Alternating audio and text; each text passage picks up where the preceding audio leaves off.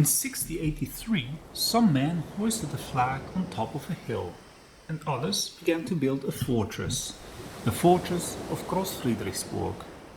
The hill lies near Princestown in southwestern Ghana.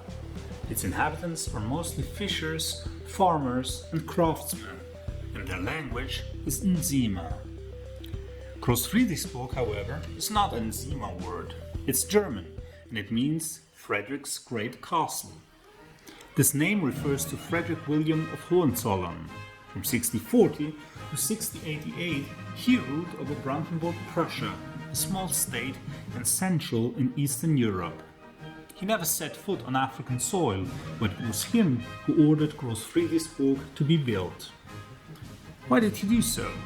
And what was the fortress about? In history books, novels, and on the internet, Groot-Friedrichsburg is often described as a colony, a German colony, or even the first German colony in Africa. A German colony in 17th century Africa? This seems strange, and indeed, if one has a closer look at historical records, this image proves to be distorting.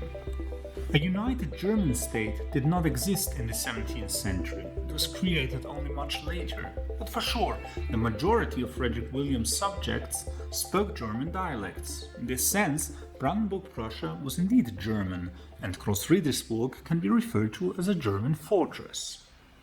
At the same time, Groot-Friedrichsburg was all but a national undertaking. Much of the capital was provided by Dutch merchants, and, as I became aware, the men who served on the fortress were a motley crew with diverse backgrounds. The sailors, soldiers, officers, and craftsmen came from different European countries. Some of the employees were born in West Africa to European men and African women.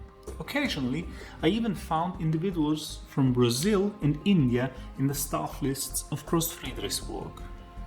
So, rather than being a German stronghold, this fortress was a hub of wide-reaching transnational entanglements.